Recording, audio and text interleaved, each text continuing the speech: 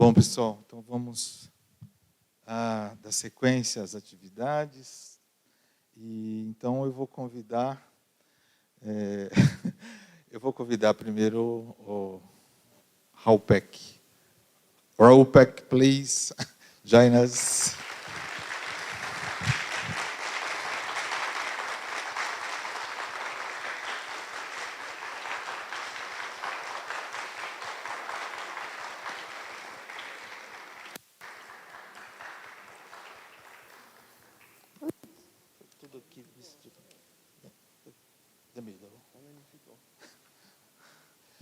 Então a gente vai fazer uma conversa aqui e eu vou chamar o Omar Ribeiro Tomás, a Silvia Santiago. A Silvia não está muito à vontade para ver.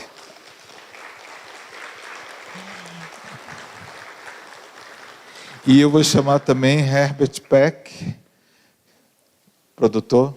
Yeah.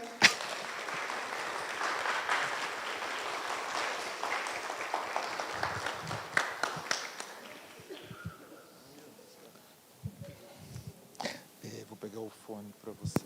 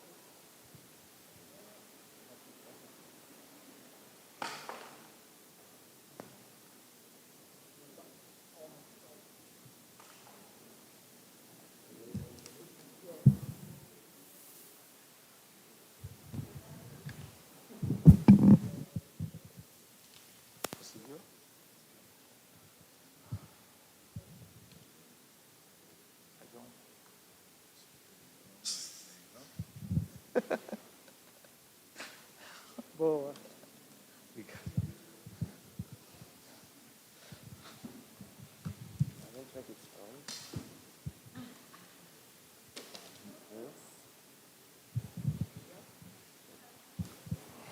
Bom, eu vou começar então aqui como mediador. Vou falar em português. Já está. Are you okay, Peck? Bom, então, nós exibimos a série completa. Como eu disse para vocês, ela também foi exibida no canal a cabo, HBO e HBO. Mas eu acho que o primeiro episódio ele dá uma demonstração muito contundente do projeto estético, político, que é esse trabalho do Peck. Nós vamos falar um pouco sobre ele hoje. Desde ontem, algumas pessoas se manifestaram que também já viram em outros contextos, então espero que estejam aqui também para o debate. Então, assim, eu começaria, Peck, falando sobre o seguinte aspecto, né, que ao apresentar o trabalho, eu destaquei, né? Eu acho que todos nós aqui nós assistimos documentários pela televisão. Isso está no nosso cotidiano de telespectador, né? E a minha opinião, como alguém também diretamente ligado ao campo da televisão, é o quanto esse trabalho ele foge desse modelo documentário televisivo, né? E, ao mesmo tempo, ele é um documentário seriado, uma minissérie, né? Que traz um nível de profundidade, de contundência, de provocação, de reflexão extremamente aguçado para o próprio universo televisivo, que geralmente prefere produtos com outra abordagem, né? Então, e você realiza esse trabalho de inspeção e profunda sobre essa questão do genocídio por esse conjunto de imagens e sons, e também, eu diria assim, por uma inspeção transdisciplinar, né? São muitos campos do conhecimento artístico, humanístico, acadêmico, que é mobilizado. Enfim, né? Isso é um desafio também para o espectador, né? Tá atento, e é claro, é o tipo de filme que a gente vai, aos poucos, depois da sessão, refletindo com essa memória dos filmes, né? Então, eu começaria perguntando por uma pergunta muito básica, assim, sobre o processo de criação dentro desse conjunto de disciplinas que você reúne, desse universo enorme de referências que estão alocados no campo da montagem, para a gente começar a conversar, né, sobre o processo de criação e a negociação com a televisão, com esse tipo específico de narrativa.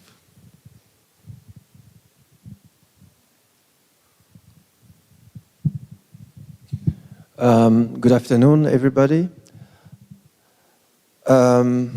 So this project is, of course, a very particular project you can maybe do once in your lifetime as a filmmaker.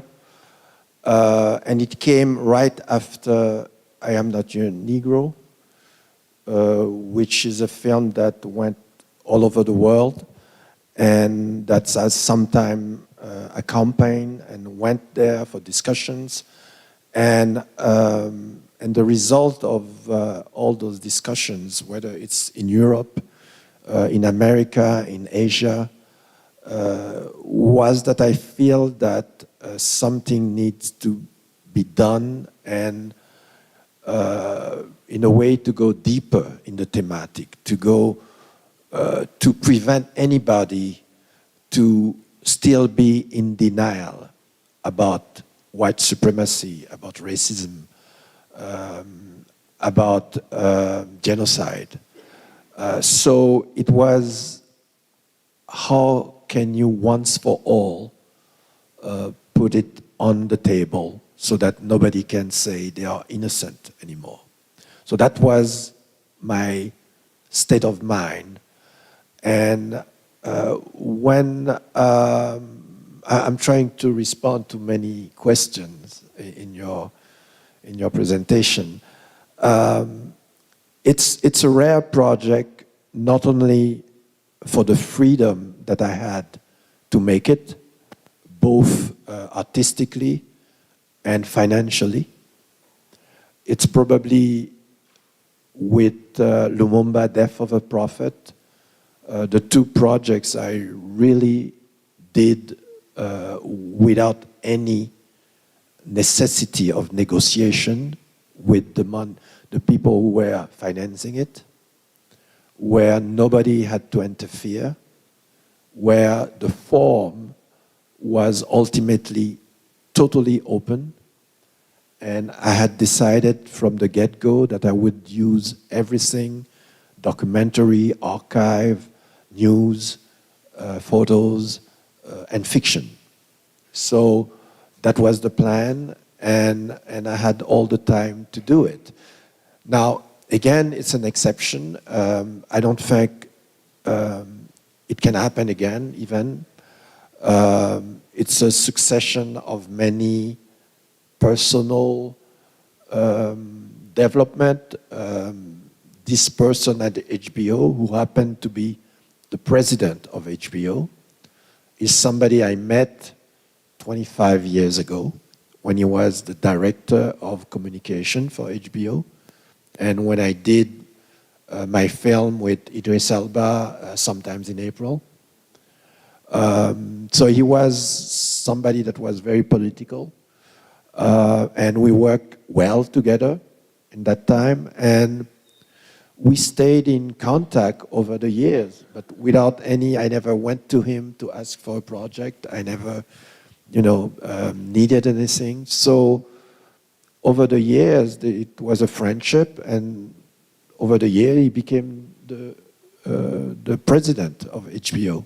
And when I Am Not Your Negro went to the Oscars, like it always happened, everybody in Hollywood wants to meet you, wants to ask you, what is your next project? What do you want to do? And he invited me as well. And as we usually do, we talked about politics. I didn't met him for a project. And before we left, he asked me, so what's next? I said, well, I'm tired. I want to take time and think and digest a few things that happened those last 2 years. And then as a joke, I said, the only thing maybe I could ask is the Ken Burns treatment. I don't know if you're familiar with Ken Burns, but it's one of the most prolific white American documentaries who did the films on Vietnam, the film on the civil wars, the film on jazz, blues, etc. He's like the king of PBS. And when he comes somewhere, everybody says, here, take the money. You can do whatever you want, and go ahead. And as a joke, I told him, well, I would like to have the feeling like I'm Ken Burns, and I can do whatever I want. And then he said, well, we can do it. And that's how it happened. And 1 month later, I had a 3 years deal with HBO to develop any projects I wanted. And from there, because it was the Ober chief who decided that, everybody else never interfere with me. And if there was a problem, I would just call him and say, talk to your people because there is a problem. And within an hour, it was solved. So it's totally exceptional. People don't understand that a network, a Hollywood studio would allow that kind of freedom, but it happened. And that's also a lesson that I learned as a young filmmaker, is that if you want to make films for a wider audience, and in particular, a political film, you can't do your little film on the side for the convents. You need to go where the people watch.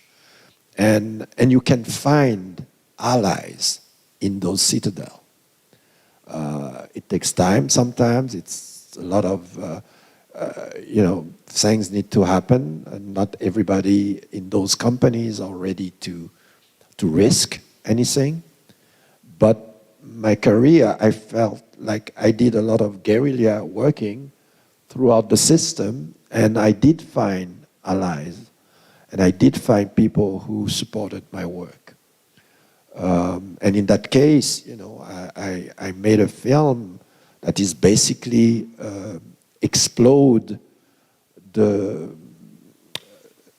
mirage or the idea that Americans have of themselves.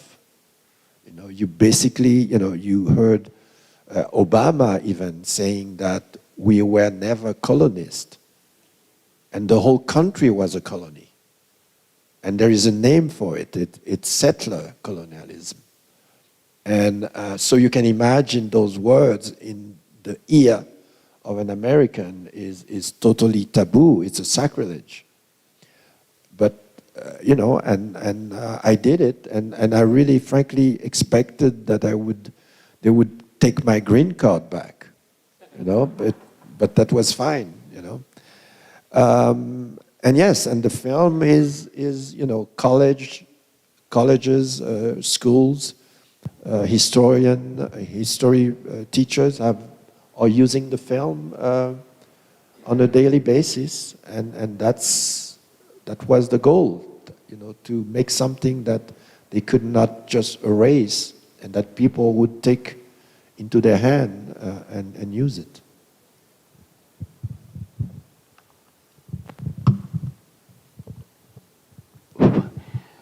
Bom, novamente é extraordinário poder contar com vocês dois aqui conosco. Eu gostaria de pensar esse filme a partir de um dos personagens que aparece ao longo dos 4 episódios. Não apareceu aqui nesse primeiro, mas aparece como uma espécie de um coautor, que é Michel Rolf-Trouillot. Né? E por que eu falo do Trouillot? Né? Bom, a primeira coisa é importante dizer que nós aqui na universidade coordenamos um projeto de tradução do Trouillot para o português. O Trouillot é lido pelos nossos alunos e nós sempre procuramos colocar o Trouillot dentro de uma tradição intelectual, que é uma tradição intelectual específica, que é o Haiti. Quer dizer, a experiência histórica haitiana, o silenciamento que foi imposto a essa experiência histórica haitiana e conectar o Trouillot com uma tradição que vem do 19, se a gente pensar na própria Constituição haitiana de 1804, Dessalines fala, ele chama os franceses de bárbaros, porque somente bárbaros podem levar adiante tamanha brutalidade como aquela que nós sofremos com a escravidão. Depois nós podemos pensar no Antenor Firmin, que é aliás, a Constituição haitiana nós também traduzimos. Depois podemos pensar no Antenor Firmin, que no final do 19 desafia o pensamento racista e é não lido, digamos assim, embora a obra dele seja uma obra que acaba por demolir o racismo de uma perspectiva científica, histórica, filosófica, teológica, certo? E depois podemos pensar em todos os autores haitianos que foram fundamentais para outros tantos, como Aimé Césaire, o Franz Fanon, e o Exterminate All the Brutes, a primeira vez que eu vi, e da mesma maneira que acompanhando o seu trabalho, eu via como uma obra que estava conectada com uma tradição e em diálogo entre outros intelectuais com o Michel Rolf-Trouillot. Aí eu gostaria, se possível, que vocês falassem do lugar do Haiti nisso tudo. Of course, a film like this, you cannot make it alone. The first step was Sven Lindqvist's book, who a friend gave me, and I realized that was the story I've been trying to tell all along for many, many years. And this man had practically captured this bright idea of the whole world, of the movement of the world, of the whole idea of humanity as one. And it's a man that have traveled throughout many countries, and not as a tourist, but really who stayed there, learned the language, and confronted people as people, not because of their colors or their ethnicity or their culture. And it was rare in a European context. And I met him. I went to Sweden to meet him. We talked, and he accepted that I would use his book. And so it was an important decision, and the book is the film for me. And then I had to complete that worldview, first of all, through the whole history of the indigenous in America. I needed somebody who really had worked on that in a very profound way. And it was Roxane Domba-Artist. And the third person was Michel Rolf, because I needed a theoretical setup. I needed a theoretical structure to put everything into context and to even challenge the notion of history as it had been taught over centuries. So with that triangle, I had everything to make this film, and I had the necessary platform to then be myself more subjective as a filmmaker, to be the artist, to be the one threading all the different lines, all the narratives together. And I needed total freedom to do that as well. And for me, they are authors at the same level as me as a filmmaker. And in fact, I wanted them to sign the film as well, but it was impossible strictly because of unions in the US, because they have to accept who you put as a director or as a screenwriter. And because they were scholars, they did not accept. So it was a lot of negotiation to put with as them as the same level who create the film. I don't know if I responded to your... so yes, and one of the important aspects was that I use a great deal of their own words. I use a lot of verbatim section from their own work, and that's why it's really grounded in their theories.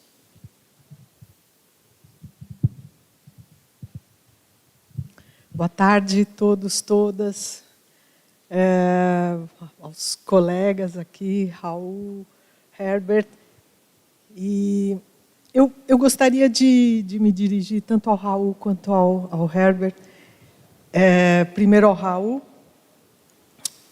falando dessa oportunidade que que está sendo, né, a vinda de vocês, do ponto de vista da diretoria de direitos humanos, a possibilidade da gente, nessa Semana da Consciência Negra, aqui no Unicamp Afro, que foi uma semana, que está sendo um mês, muito feliz para nós, depois de tantos anos tendo o Unicamp Afro, porque as manifestações, as comemorações, as ações, elas vieram de diferentes lugares, da universidade, né, do nosso sindicato, que está aqui representado, dos professores, e de faculdades, institutos, de forma que esse ano não foi só uma iniciativa da Diretoria de Direitos Humanos, mas foi muito amplo na universidade. Isso é uma alegria no sentido de que as pessoas estão incorporando, né, a necessidade da discussão sobre o racismo, sobre as ações afirmativas. Mas a vinda de vocês, eu acho que traz para a gente essa necessidade, através da obra do Raul, essa possibilidade da gente discutir cidadania, na medida em que é muito feliz a forma como você coloca nos filmes, nos seus filmes, no seu trabalho, a desconstrução do que é ser negro, né, a partir dos séculos e séculos, e mais recentemente, né, a gente está com uma parte aí de um pedaço de filme, né, que é feito exatamente para desconstruir aquilo que é de humano no negro, né, no povo negro.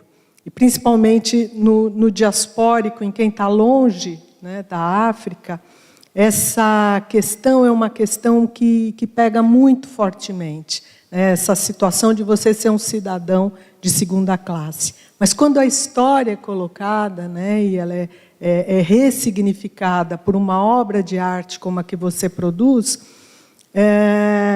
isso nos reanima e nos cura, de uma certa maneira, dessa cidadania de segunda classe. Nos coloca, né, numa outra... ou nos coloca como qualquer outro ser humano, né, de grande valor, de real valor, de valor como qualquer outra pessoa humana. Então, eu gostaria um pouco de saber do Raul como é que é isso. Eu sei que ele percorre diferentes lugares, e qual que é essa discussão sobre esse ponto de vista, né, de recomposição do que é a pessoa humana, né, e se é essa mesmo uma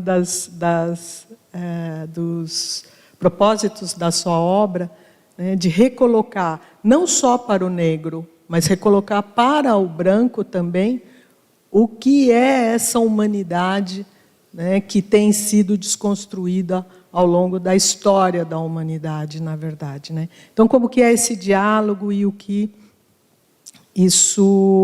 qual que é a repercussão que você tem percebido sobre isso nos vários fóruns, porque eu sei que você é uma pessoa muito chamada para fazer essa discussão, né, ou para falar sobre a sua obra e essa dimensão da sua obra. E eu queria conversar também um pouco com o Herbert. O Herbert é o professor Raoul Peck, trabalha na universidade, e ele tem um papel tão interessante que é o de formação nas comunidades, principalmente de jovens, né, nas técnicas do cinema, nas técnicas dessa documentação visual, que aí esses jovens, essas comunidades podem fazer seu próprio registro de suas histórias. Então, depois queria que o Herbert falasse um pouco desse processo, porque é um processo da universidade, nós estamos aqui com um professor de cinema, né, e o quanto que isso talvez tenha um significado grande também nas nossas comunidades, com os nossos jovens, né, porque eu acho que nós estamos num momento da história brasileira em que a gente precisa ter estratégias, né, de superação ou de iniciar um outro processo de construir uma nova sociedade. Isso é uma tarefa muito difícil, né, é uma tarefa que a gente se coloca e não sabe se vai conseguir atravessar essa estrada difícil, mas, de qualquer maneira, eu acho que esse trabalho com o jovem, né, e essa possibilidade de também dar voz a eles através, né, do seu próprio registro, da sua história, das suas comunidades, é uma estratégia muito interessante. Então, queria que depois você falasse um pouco da sua experiência. I'm going to try to respond to a few of your comments. As far as my own work is concerned, my life, the privilege that I had to live in many different places. As I told yesterday that how my family left Haiti in 1960, 1961 because of the dictatorship, and we went to Congo. My parents worked both in Congo, and it was the beginning of a long journey for me where being a citizen elsewhere became something totally normal, and probably it helped that I came from Haiti, because we learned very early on in school what is our history. We feel on our 2 feet from the get-go. There is a very strong consciousness of Haitian, whether rich or poor, whether peasant or people living in the city, about their identity, about their culture. It's a very lively culture, a culture that has been basically totally independent since 1804, and that was despite all the problems of Haiti. They have managed to survive as human beings. So I think I was nourished by that as well throughout my journey, and very early on in my life, I bumped into James Baldwin work, who also is somebody who had to leave his country in order to understand who he was.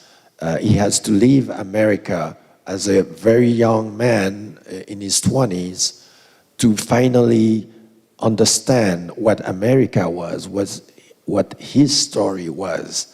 And the distance that it gave him, that's the same kind of distance that I got, that allows me to look at any particular history or country and be able to have the right distance and see how that particular country was shaped. Your country here is, I'm not an expert of Brazil, but the little that I know is I feel there is still a great deal of crispation around the question of race, and the denial is extremely high. And there are not many venues to have an honest discussion about it.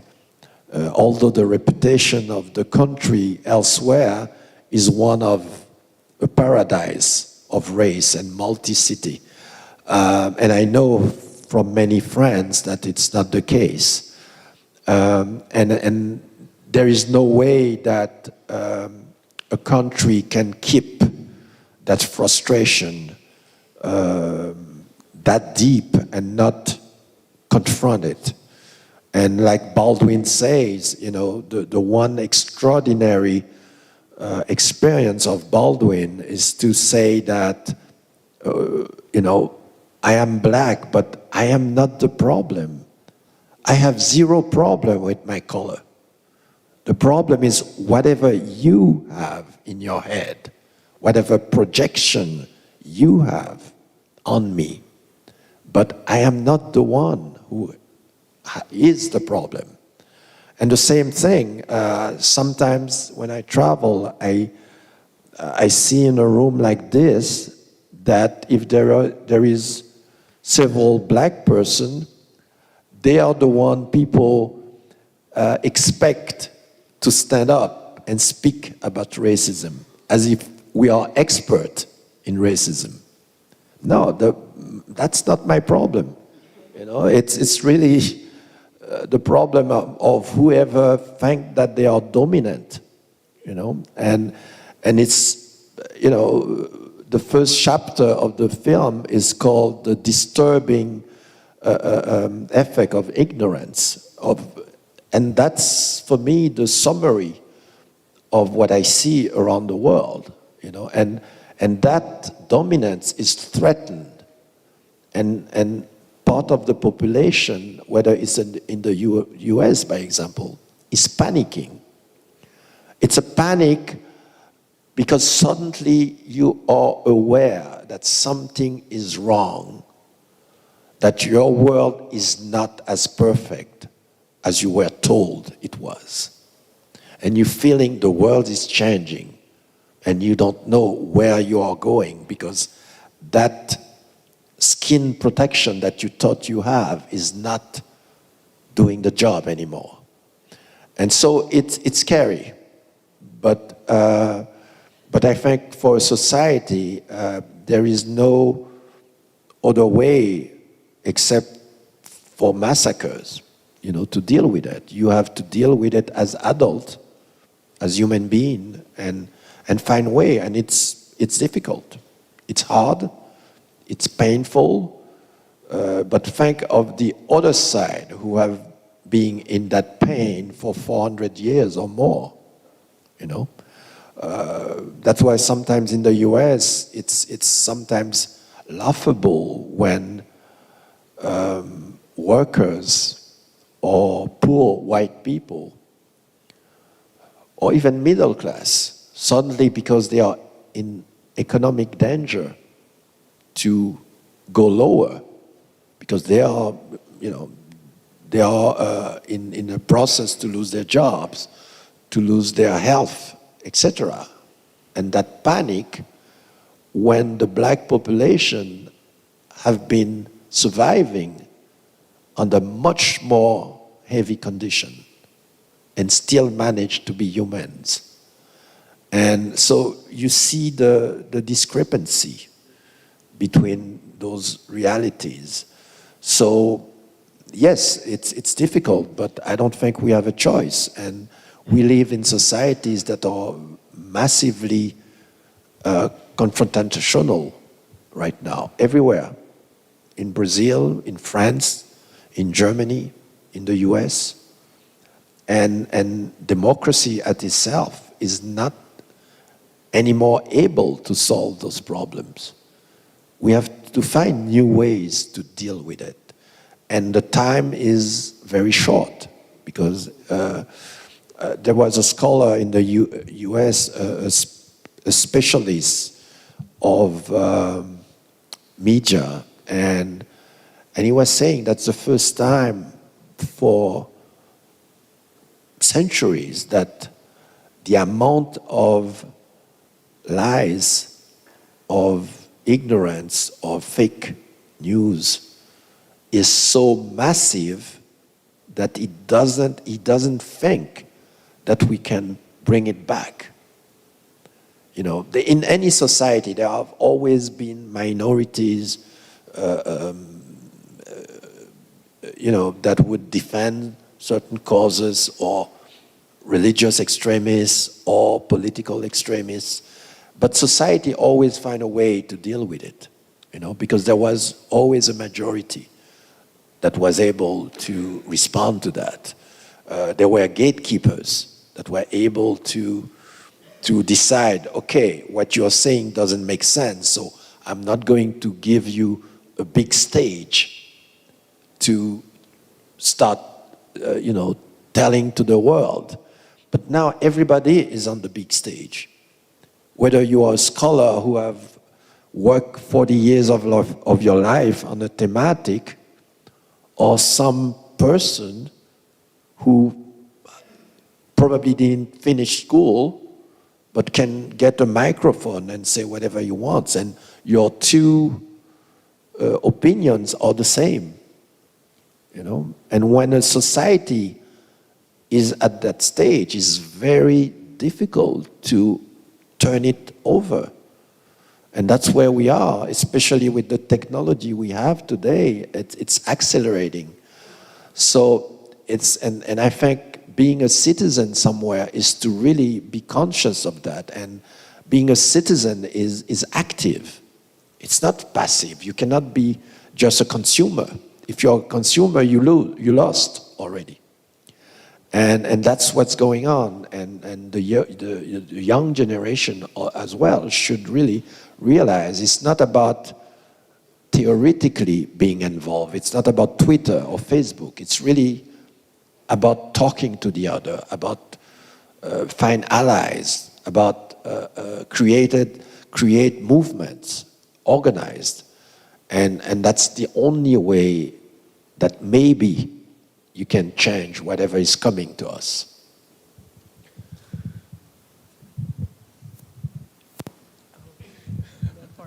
Okay. Well, I wasn't prepared to talk today, but thank you. Thank you for inviting me, first of all.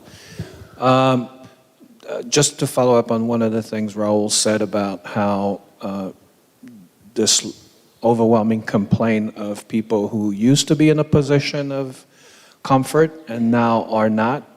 And in the black community in the US, there's a saying of, you're complaining, but when you have a cough, we have pneumonia. So, but on that, I'm very lucky that I get to work with Raoul. Most of the work I do is, as you mentioned, is with emerging filmmakers, mid-level filmmakers, and community organizations, and trying to teach them the skills to tell their own stories, as opposed to have their own stories being told by, from the top down, by someone else outside of the community or outside of their experience. And so it is really about trying to get their voice out, whatever it is. Sometimes people have stories that they want to tell that are family histories. Sometimes it's neighborhood histories, communities, and larger. So a lot of the work I do is mostly within cities and as much as a state. And then when I get a real call from Raoul, then it's much bigger. But it's kind of related in a sense of really trying to get stories from the perspective of people who traditionally haven't had their stories told. Their stories have always been told by others. And so that tends to create community, in a sense, that tends to go to what you're talking about citizenship, creating opportunities for people to collaborate and learn about each other's experience.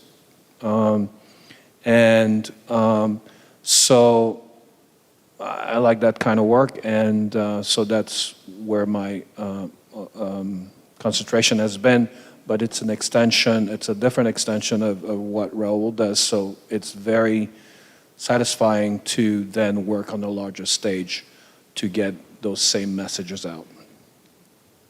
Very good. Thank you. Pessoal, eu gostaria já de abrir o microfone. Tem alguém que gostaria de fazer uma pergunta? Que a Vanessa vai levar o microfone. Levante a mão, por favor. Mais alguém? Ali. Mais alguém? Lá. Lá, tá bom. Bom, boa tarde. Obrigado novamente pela presença. Parabenizar a comissão organizadora, Omar, Gil, Silvia, a Unicamp, pela realização desse evento fundamental. Bom, eu teria diversas perguntas, mas como também já tive o privilégio de conversar com você. Tá bom agora? Eu teria várias perguntas, mas como eu já tive também o privilégio de conversar um pouco com vocês, e eu vejo que essa conversa é uma continuação da conversa de ontem, né, eu gostaria de retomar brevemente, se possível, duas questões, né? Uma é relacionada a algo que você, Raul, já falou ontem, sobre a questão das vozes e da sobreposição de vozes. A sua voz no background, né? Você frequentemente diz, minha mãe me disse isso, Sven me contou, ou seja, você é uma espécie de narrador também, né? No sentido do Benjamin. Há a voz de 3 acadêmicos, né? Mas há também as vozes dos discursos supremacistas. Então, eu gostaria que você comentasse um pouco mais sobre, principalmente pensando em estudantes, né? E nisso que foi colocado por Heber agora, de como jovens cineastas e estudantes podem trazer a sua voz tanto como contraponto aos discursos supremacistas, quanto para recontar histórias que foram e estão sendo silenciadas. A segunda questão, comentário, é notável a presença de monumentos nos seus filmes, né? E tanto a antropologia como a história, como a sociedade civil tem debatido muito a questão dos monumentos. Gostaria que você pudesse comentar um pouco mais a inserção desses monumentos nos seus filmes como um todo, mas em especial no Exterminate All the Brutes. Obrigado.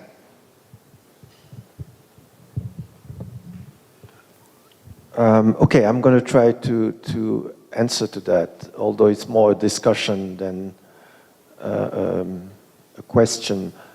The voice is important for me as a device to suggest some sort of proximity with the audience. I tackle very complicated, difficult, politically delicate subjects, and at the same time, I don't want to be talking to an enemy. I want to talk to another human being, whoever he is, white, black, blue, yellow. And so I have to give that other person a chance to enter in my discourse. So it's not about aggressivity, it's about simply saying, okay, this is a story. This story is well researched. I bring the proof about what I'm saying in that story. And I'm not asking you to believe me. I am asking you to enter that story with me. And you are always in the process of, or you can always come out, you can decide to not believe, you can decide to take different decisions than me, but I organize a dialogue. You know, that's why I tend to say my films are active, or my film asks of you to be active in the definition of the story, of the narrative. So the voices, all the voices, I see myself more of a passeur, how do you say, as a transmitter. You know, I transmit Michel Rothschild's voice and ideas. I transmit Sven Lindqvist's voice and experience. And I transmit Roxanne poetry, Roxanne life. You know, all those people, by the way, they were political involved. They were not just scholars. They were involved in the life of their communities, in the life of their countries. And those are the people I usually tend to want to expose to a wider audience, to make sure their ideas will survive. When I did I Am Not Your Negro, basically the world had forgotten about James Baldwin. Only a few people in universities, maybe. For most of the people, he was an has-been. And I knew how important that man was. I knew how that man structured me, educate me. So it was important for me that the next generation can have access to him, to his ideas. The same way I hope some of my films will help, if not this generation, but maybe another one. I always tend to say that I'm trying to save these films. I don't really care if today nobody goes to see them. But I just hope maybe in 20, in 50 years, they will be there for another generation.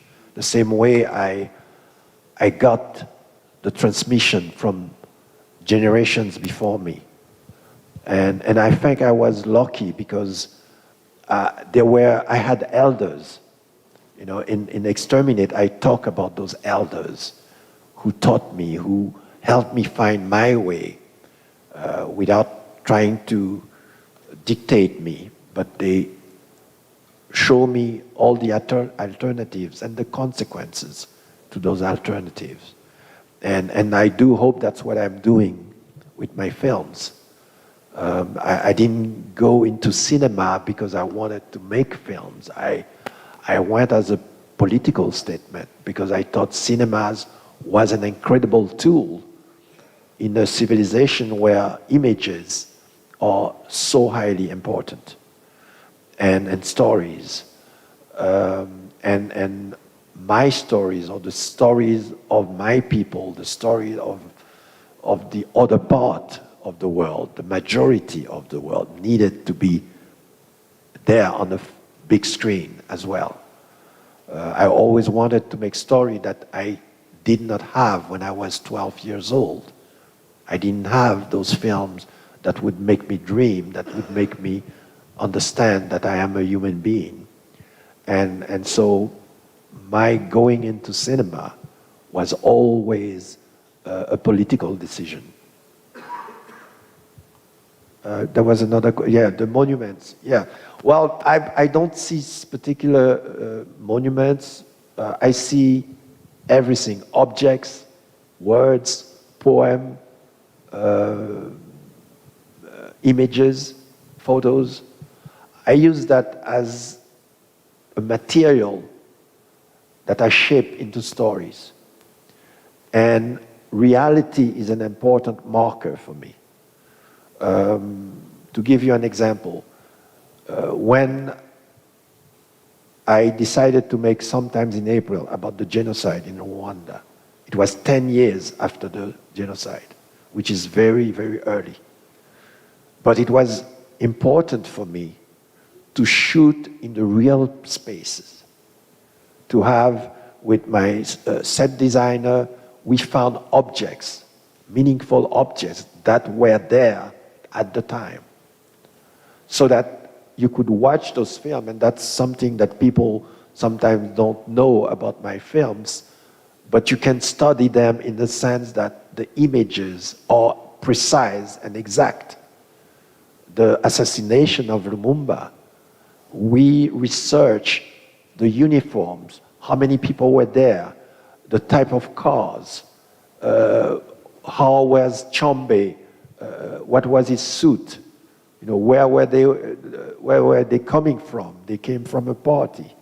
That means for a young Congolese watching the film, it's really his history on the screen. For me, cinema is much more than that, because we had access to images very late. You know, cinema existed and did not ask for our stories. We didn't exist.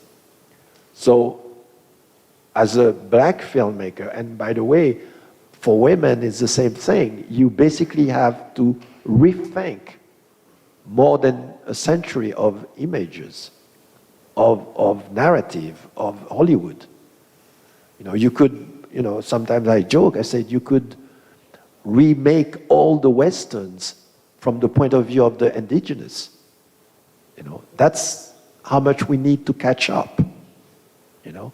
So in my film, I try to have all those different layers of reality, of history, of memories, you know. Sometimes I have just a song in the background, but it's a song I know that exists from a musician or a woman I knew in a neighborhood who used to sing that. So I make sure that it's in the film too, you know. So it's really like almost an archaeological work as well, you know.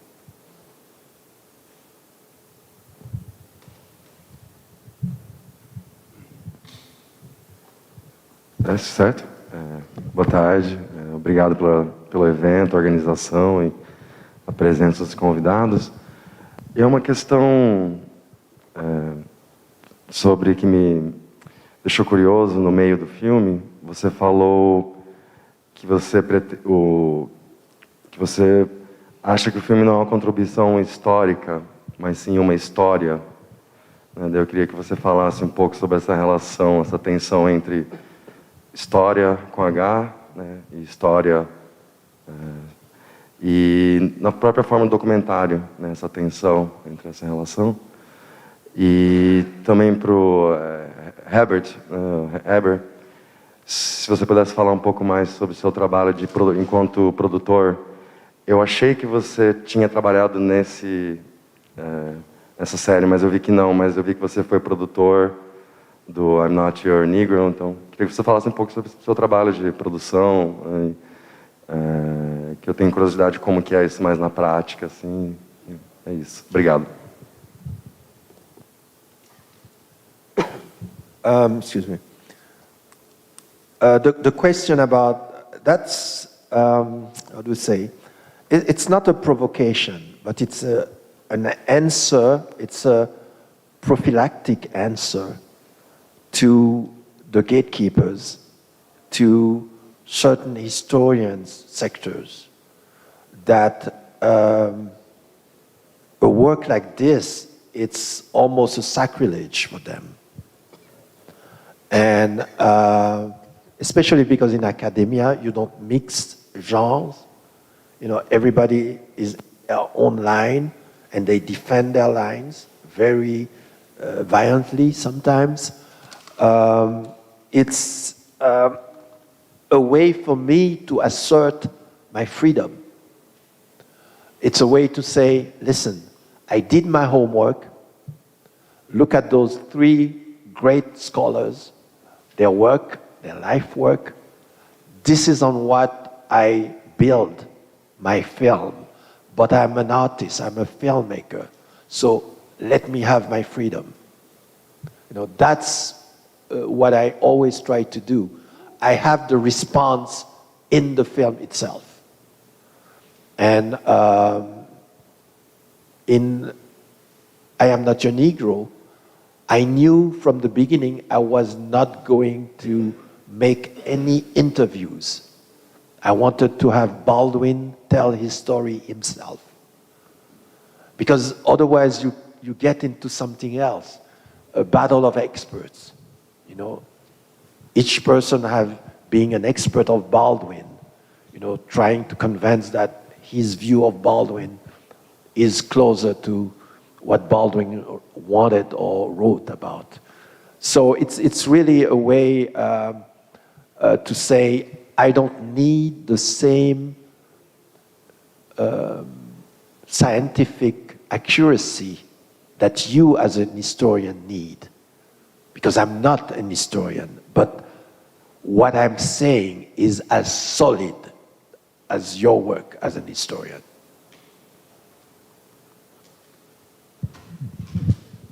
Oh, sorry. Hi.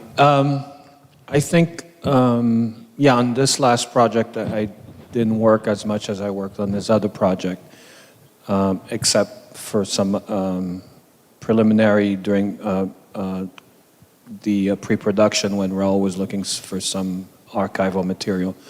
But in general, the other work I do is, as I mentioned before, is really working with individuals and organizations who are really trying to find their place in their communities and their world. And so often I may work with scholars too, who are trying to get their research out to a larger audience.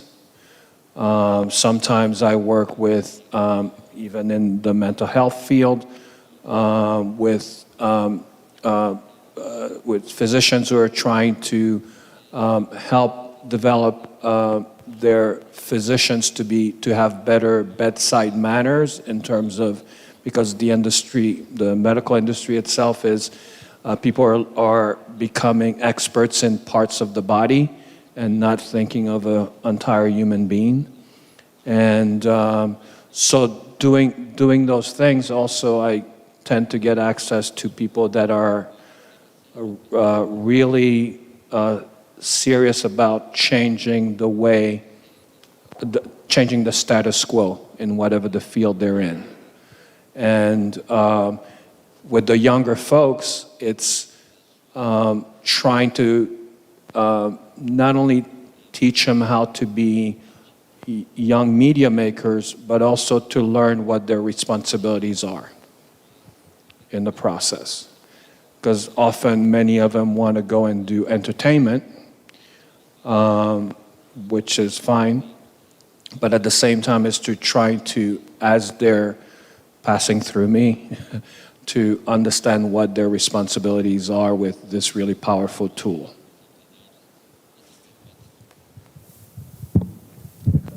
But you also ask about his role sometimes with me, with my films. Hébert is a sort of secret weapon for me. Is when anybody in my team, I don't get what I need, I call Hébert. Please, Hébert, can you please do this and solve that for me? So that's, and it depends.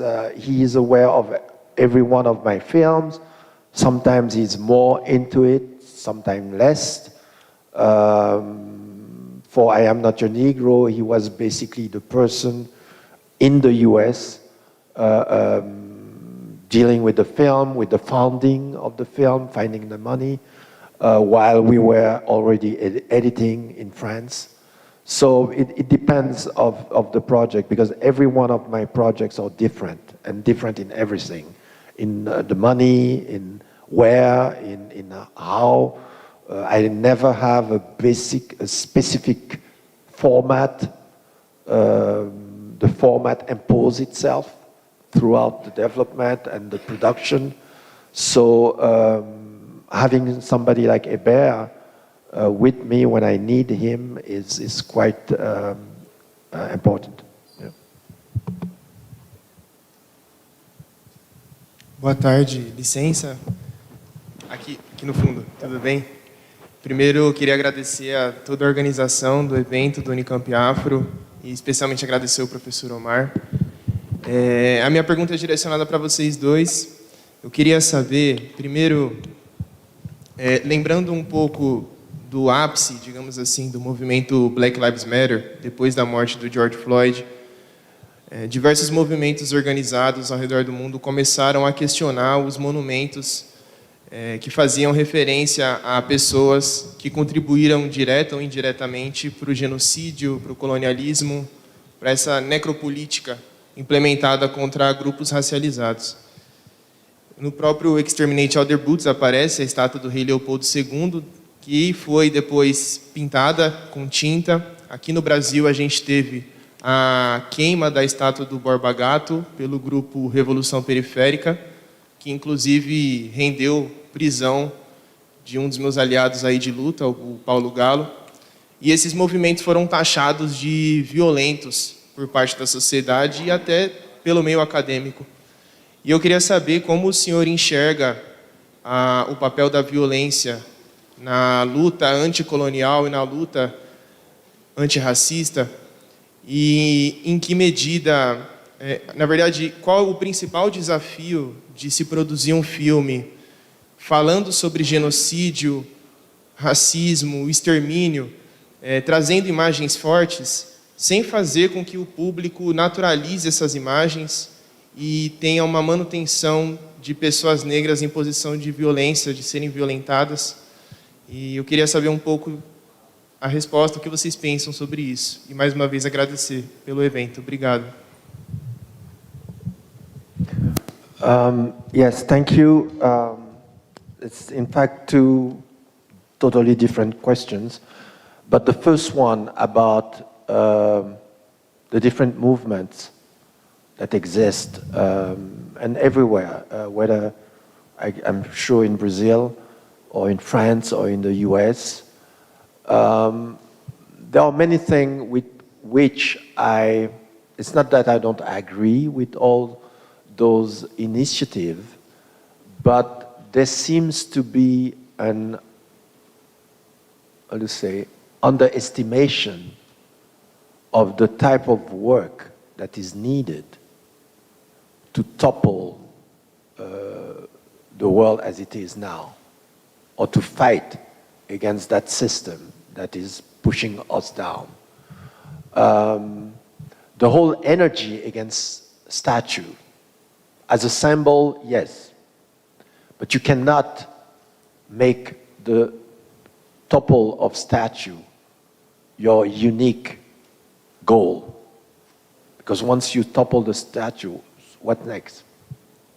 So it has to be a bigger process, where of course different militant does different things, but a lot of the work is to sit down and strategize and develop how do we make allies, how do we convince the neighbor, it's a full-time job. I like to take the example of the civil rights movement in the US. What people think it was just a movement, like people got together and say, okay, we're going to change this. No, it was hard. It was a hard discussion. It was people fought with another, with each other. There were disputes in every organization, but they had to sit down, black, white, Jews, Catholics, unions. It was an incredible effort. And the students who participated, they had training sessions, they had seminars, and it was about, are we going to the south and die? It was about life and death. You know, there is no life and death situation in toppling a statue. Again, I don't say you shouldn't do it, but what else? What are you ready to die for? Because that's the real question. All the movement in the 60s, it was about young men, young women going to die in Vietnam.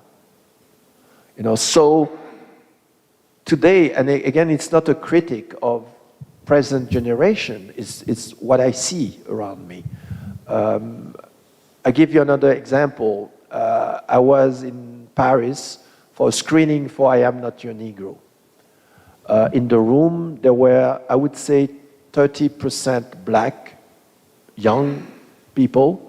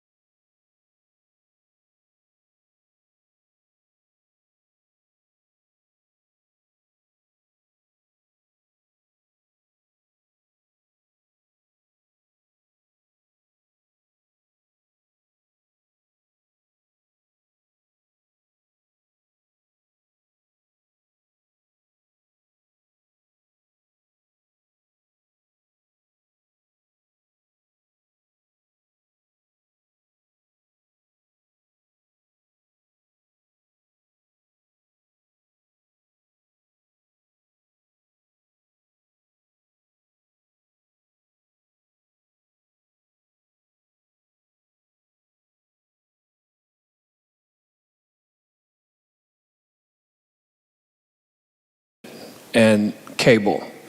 And so this is a process in that particular city in Philadelphia that took about 20 years for poorer communities to have this access, when the cable companies themselves, in being able to come to the city, had signed a document to say they would provide access, but they never did. But over those 20 years, there were different generations that had to carry on that fight to be able to eventually succeed. We tend to have no relationship, our relationships with our previous generations, previous people who fought for certain things, we typically don't have those relationships. They're not natural anymore.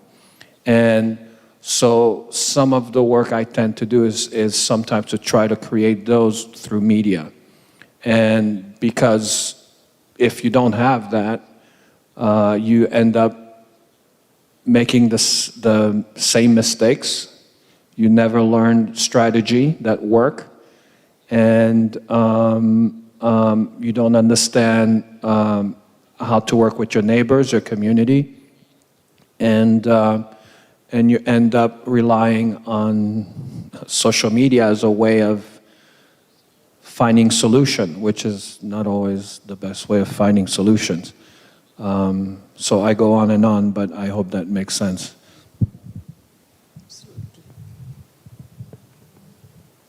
Boa tarde. Primeiro, agradecer à Diretoria de Direitos Humanos por esse evento, pela presença de vocês, maravilhoso.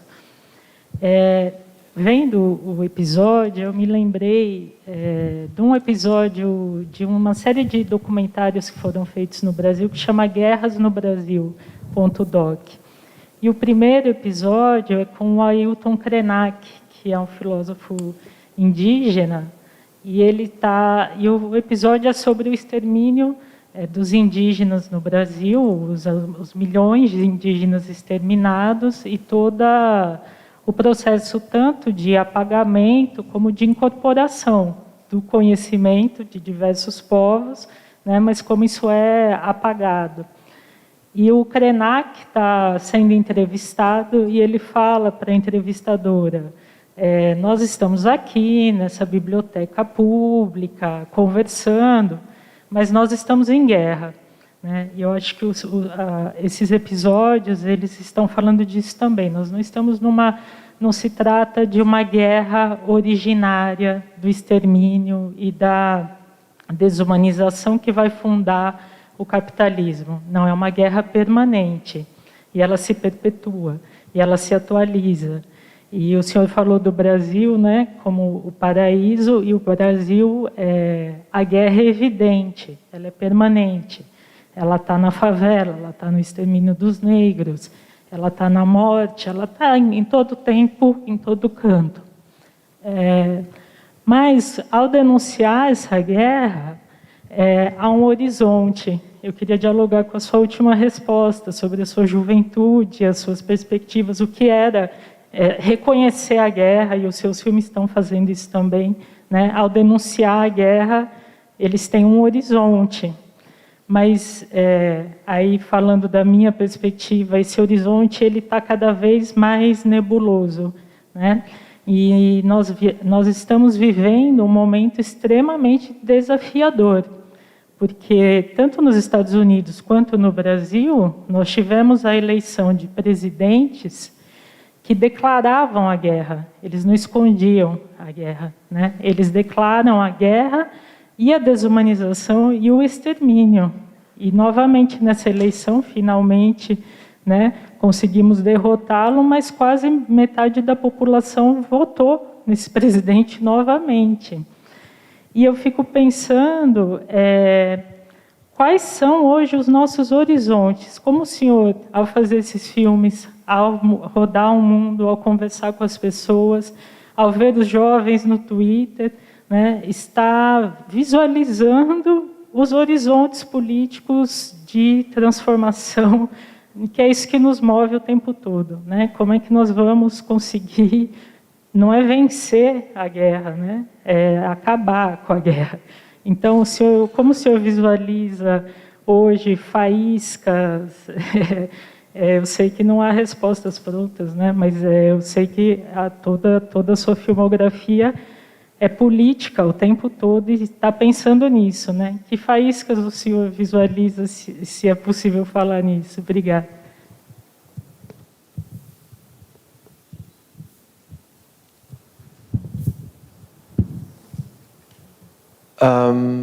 Before I answer, concerning Brazil, I say the image that is shown abroad about Brazil is that it's a paradise. And the only problem that foreigners have about Brazil is if the Amazonian forest will disappear. And sometimes they're indigenous. But otherwise, it's carnival, it's a few, Lula, yes, was very famous and loved, but they don't really, the problematic of black in Brazil is not really understood and not even consciously perceived. Indigenous, maybe when Bono comes and do some press conference with the chiefs, yes, but that goes away fast. So your question is, and I mostly have a lot of that reaction after my films in Q&A, my job is not to provide the response. My job is to try to help you find a diagnostic and then start discussing, start strategizing. My films, I consider my films as a beginning, not an end. I always hope that people will try to find some books, will question their parents, or will question their uncle or their grandfather, will have a meeting with friends and say, what do we do? That's my small contribution to that fight, and to be truthful about that, I feel that I have been denouncing things since my first film. And if I would judge by the result, I would say, why am I still making film? One of the projects I have right now is to it was a project on Bernie Sanders, but now it became something else. But it's about questioning a big group of filmmakers like Michael Moore, Alex Gibney, people who have made film to change the world, to denounce a project. Alex did a film on Enron, the big scandal. Michael Moore, you know him. And while I was researching, I realized there are great interviews of Bernie Sanders, or in Capitalist, A Love Story, by example. You have bankers basically saying how nonsense it is what is going on Wall Street. Filmmakers have done their jobs. If you take all those films back to back, everything is on the table. And the question for us is, why it doesn't seem that there is an impact? And that doesn't mean that we're going to stop making film, but I think it's important to ask the question. And one of the not response, but observation. I made a film in 2000. The title was Profit and Nothing But.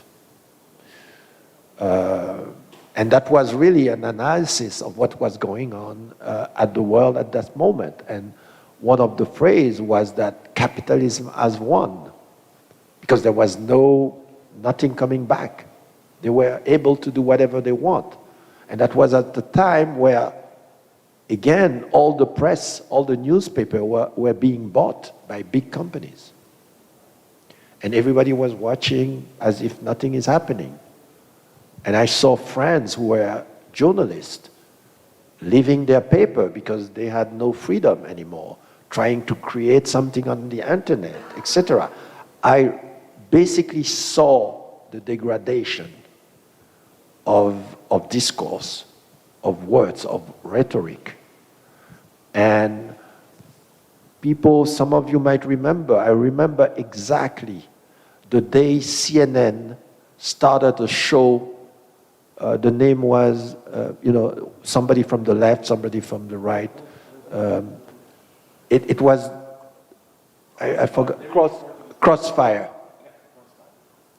And I said, wow, CNN doing that show, which was basically a reality show, where it was not about argument anymore. It was just who is the loudest, who is the funnier, who has the best sentence. And from there, it went down the line. And on every television system in the world. Italian are the worst. Spanish are there too. French television is almost impossible to watch. The only one are the German, more or less, where you can still have resonant discussion with arguments from both sides. But we lost that battle way back. By example, this new government, if there is nothing done about having their own voice, it's over. You can't fight that. You see the place of lies in your elections. And you can't fight back if you don't have a system where your voice, your debate, other faces comes there too, so that the whole population can be exposed to a different discourse. And there is a reason why the industry bought those televisions, those radio stations, those newspapers. Propaganda of the modern world was invented in the 20s, not way back, 1920. There is a date. And the father of that was I can't call him a scholar. His name is Bernays. He's a nephew of Freud. And he invented public relations. Because the first time they really used it was Woodrow Wilson to sell the First World War.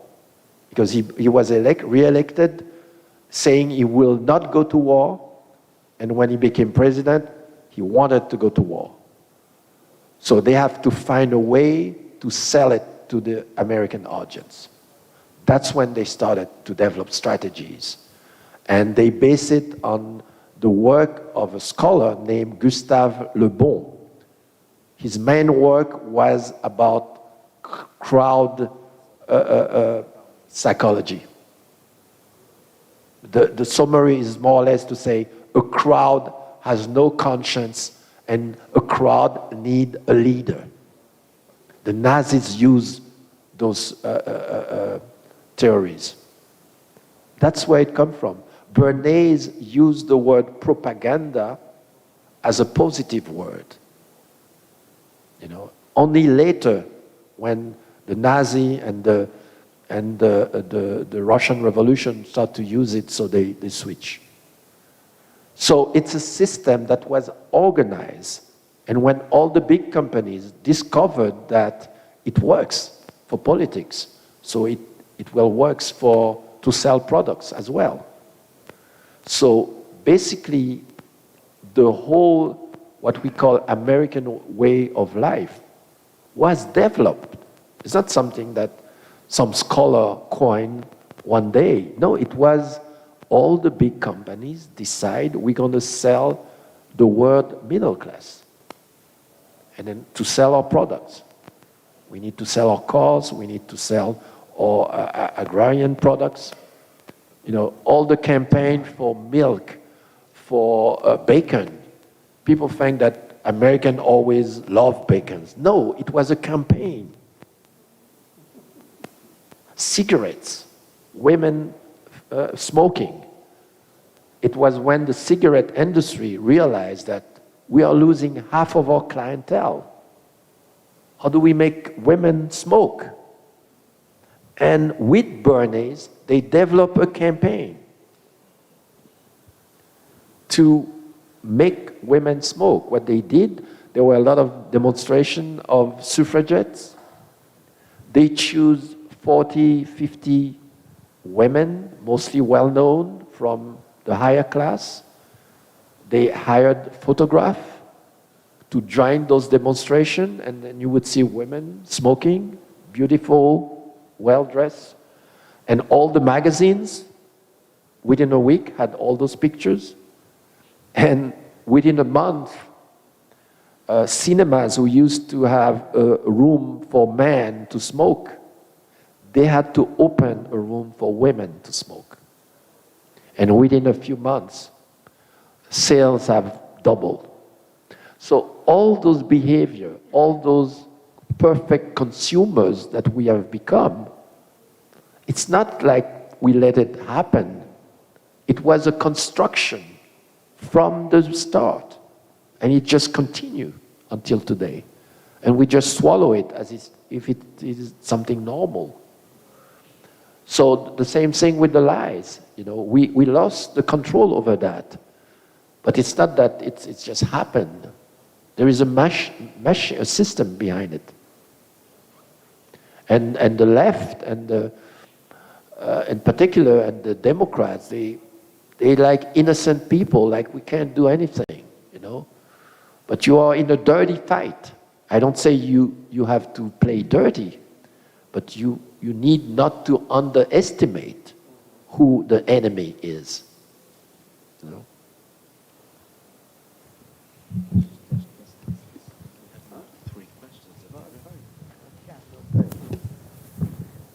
Boa tarde. Primeiro, parabéns. Eu estou...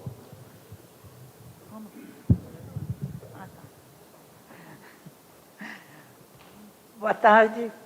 Primeira coisa, parabéns por esse magnífico filme. Sim. Sim. Parabéns pelo magnífico filme. É um curso sobre colonialismo e capitalismo. Eu usaria esse filme para um curso que eu daria que eu dou também, sobre colonialismo e capitalismo, sem dúvida. Mas também traz, ao mesmo tempo, a atualidade do mundo que nós vivemos agora. Porque que é a continuação. É o neocapitalismo, é o neocolonialismo, esse capitalismo liberal, que, inclusive, a pessoa que me antecedeu falou que não só o que acontece não é só nos Estados Unidos ou no Brasil, mas é algo global, que agora o foco da brutalidade, do extermínio, são os pobres, de todos os tipos, e refugiados, migrantes. O que está acontecendo nas fronteiras, dizem muito sobre isso, principalmente migrantes, refugiados, racializados, não é?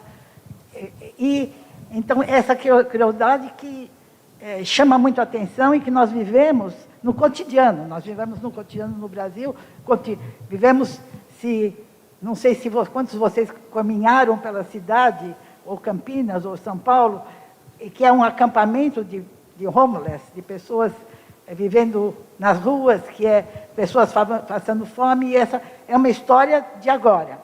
E eu tenho, de fato, duas perguntas. Uma, eu não sei se são perguntas, mas são realmente preocupações minhas, talvez. Uma é referente, você falou que essa série está sendo passada em escolas. Eu gostaria muito de saber se tem alguma coisa sobre a recepção de alunos e que escolas a essa série, ou a seus filmes. Porque eu acho que tem... Porque eu acho que é importante, quer dizer, o que nós fazemos, seja em termos de cinema, seja em termos de escrita, que nós estamos fazendo pesquisas, que você faz pesquisa, baseados em autores também, né, intensiva, em termos de, também de ação social, de denúncia de ação social. Eu acho que é uma marca do nosso trabalho. Mas, ao mesmo tempo, então, o quanto que a gente pode, pelo cinema ou pelos livros, comunicar? Eu acho que a gente comunica. Né? Esse tipo de documentário comunica a exploração, a crueldade, a necropolítica, o genocídio, não é? Faz pensar. Ao mesmo tempo, eu fico pensando sobre os tempos de hoje e o papel da grande mídia, por exemplo, com as fotografias. Eu trabalho com migrações e refúgio, então eu falo desse ponto de vista. Então, as fotografias de pessoas, de imigrantes ou refugiados chegando para o mar e sendo afogados e mortos, ou caminhões cheios de imigrantes mortos. Então, tem muita matéria sobre isso. Mas o que acontece, que eu sinto, que essa intensidade de fotos, de certa forma, naturaliza a brutalidade. Então, quando que a gente pode fazer denúncia e qual é esse perigo de naturalizar a brutalidade na medida em que as pessoas podem olhar, é como a gente passa na rua, vê gente acampado e não faz mais nada. Né? Então, como é que é o trabalho de comunicação? Qual é a diferença entre o trabalho, não sei se... Eu estou pensando alto, né? Estou pensando alto. Qual é a diferença desse trabalho cinematográfico, ou a ficção, ou os trabalhos científicos que nós fazemos, e essa grande mídia que quer vender, claro, quanto mais fotos, e tem gente muito séria tirando as fotos, mas, de qualquer forma, tem um efeito contrário, que é de naturalização. Obrigada. I hope I understood everything you've said, but first of all, I don't put all images in the same category. I just spoke about the role of the medias. Of course, the media, it's finished. The media are not in our hands anymore. They are mercenaries. You know, even the best of intent, as you say, when they show all those images of so-called refugees, even the name is unacceptable. They are human beings. They could have been your child. The whole system makes sure that you don't react, or if you react is with your pity, and none of those people want your pity. So the images I do them, I make them knowing all that. So in the way I choose them, in the way I make them, in the way I edit them, and the discourse that goes with it goes totally contrary to the normal mediatic world. More concretely, almost all of my films are being used by groups for their own work. And that's how I intend to make them. That's why I make them. Exterminate All the Brutes, I demanded from HBO Max to sponsor a 2-year campaign with American schools and university.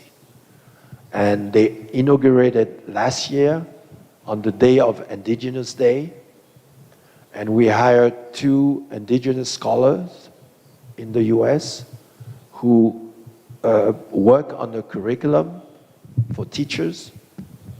And the first day they had 4,000 schools who petitioned or signed the program, and they had access to the film, to the 4 episodes for free. And the program is just started its 2nd year.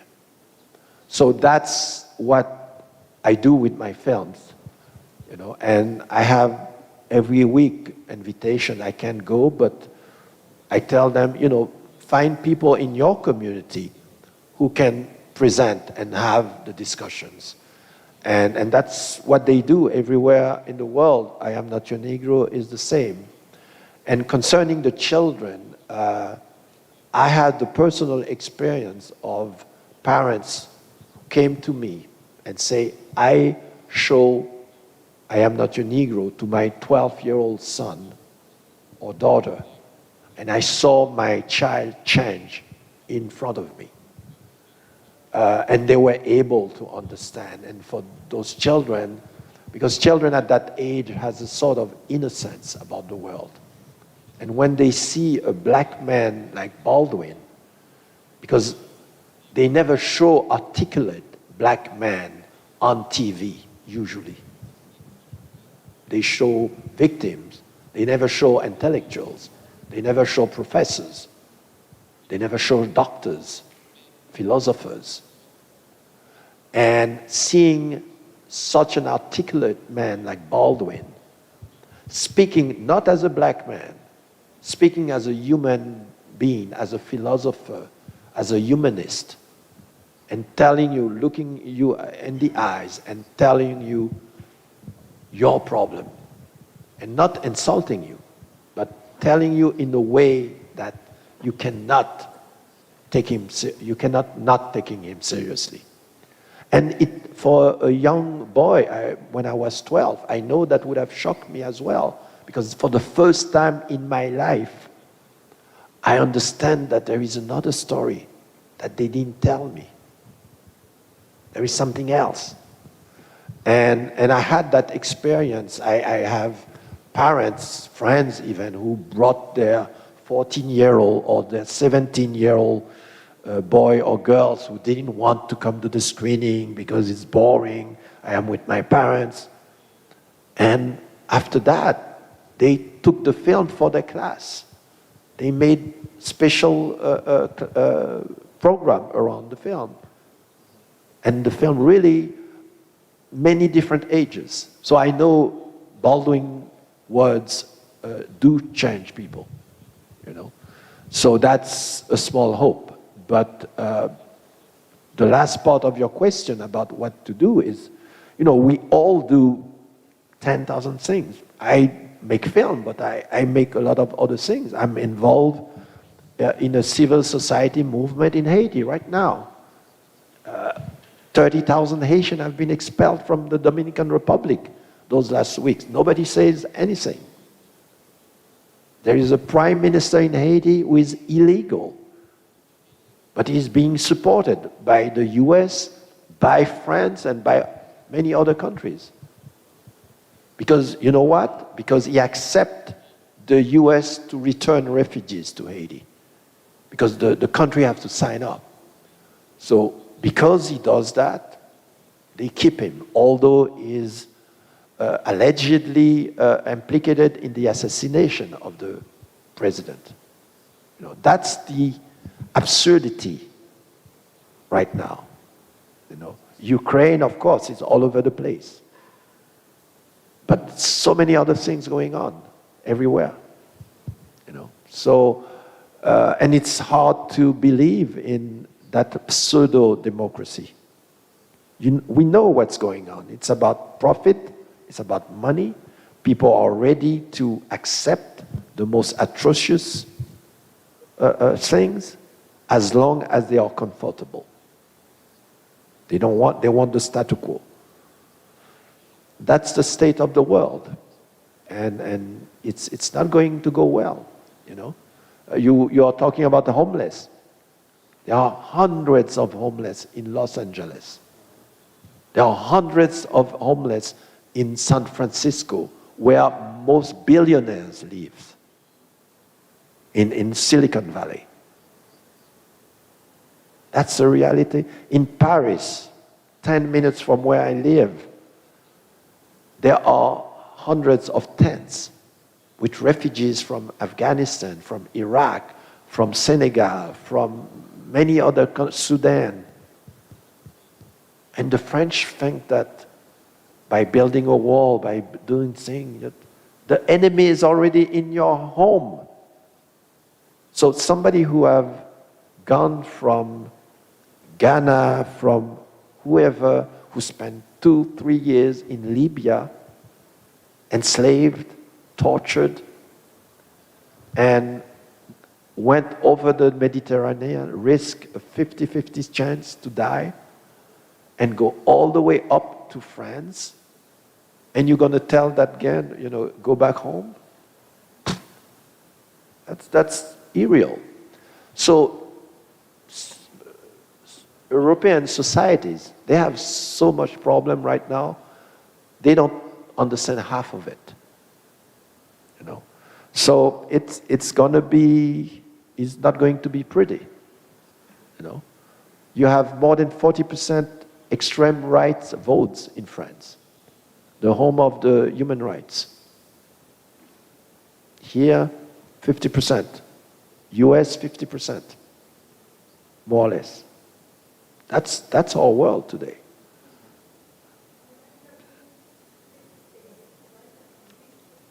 Say it again.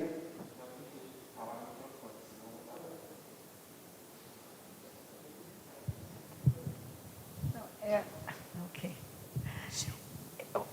Eu ainda acredito que tem resistências, que tem mobilizações, que essa situação toda também traz à tona resistências, movimentos contra esse status quo. Eu acho que aconteceu no Brasil agora, quer dizer, o Brasil está dividido 50-50, né? Como os Estados Unidos está dividido também. Mas o Lula conseguiu ganhar, tem metade da população, não, menos que metade. Tem gente fazendo manifestações que não acreditam no resultado das eleições, bloqueando estradas, mas, ao mesmo tempo, tem mobilizações. Eu acho que, nesse governo terrível que foi do Bolsonaro, também os movimentos sociais... May I say something? I understand what you mean, but I was talking with some of you, I think, recently. People now have an incredible confidence in the political process. And by the way, Lula alone cannot do anything. Political power, president, well, let's be honest. If it was that easy, Bolsonaro would have done double than what he did. Why couldn't he? Because he didn't have all the power to do that. So the same for Lula. If you guys don't mobilize, he will not be able to do anything. Obama was not able to do much. Because once he was elected, everybody, okay, let's see what he's going to do. That doesn't happen like this. I was a minister in a government. If people were not in the street backing me up, there is no way whatever law I want to vote will pass. Because the status quo is too comfortable for most people, for most elected people. They need to feel the heat. They need to feel people are rebelling. That's how politics works today. Most presidents are powerless. They are become arbiter, how do you say, arbiter? Referees. They are referees between pressures. And the most pressure is the lobbyists, the big companies, the rich friends. They are the one who has the power. So if you don't organize counterpowers, even when they want to do something, they can't. What is you say, okay, I want to double the programs for poor people or for culture, and the Minister of Finance say, yes, but well, we can't do that because the boss will crash, or credit will be more expensive, or friends will withdraw the money. Yes, but if there is pressure, they will find a way.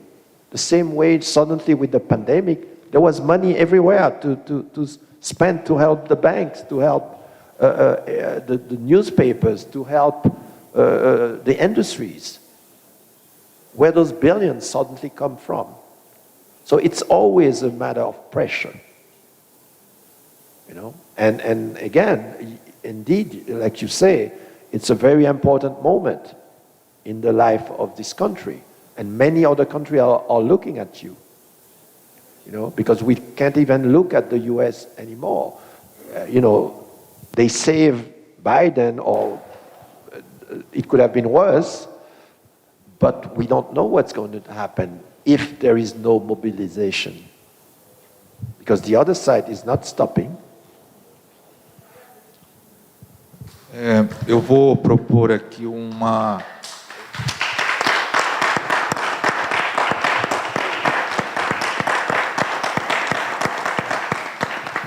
tem mais 2 ou 3 pessoas? 2? Então eu vou pedir porque as 2 pessoas falem, pode ser?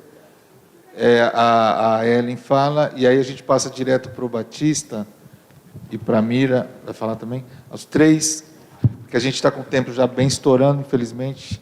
Desculpa a gente ter que fazer isso para otimizar. Ok, obrigada. Eu vou tentar ser bem breve. Eu queria que você falasse um pouquinho sobre o seu processo criativo, né? Eu queria entender como que se dá esse processo de criação imagética, que nesse filme eu percebi que você tem um material visual muito amplo, né? E eu queria entender como que você seleciona as imagens da sua vida, como que você costura ela no filme, como que esses filmes que trazem um discurso que a sua voz contrapõe nesse filme, como que eles chegam a você? Você parte de um texto e realiza essa pesquisa. Esses filmes e essas imagens, elas fizeram parte da sua vida e você conecta elas. Eu queria entender mais ou menos como que funciona esse processo, assim. Obrigada. I'm going to try to explain that. First of all, there are 3 films in particular where I was able to control the whole process and the timeline. The first one was Lumumba, Death of a Prophet, that was shown. The second one is I Am Not Your Negro. And the third one is Exterminate.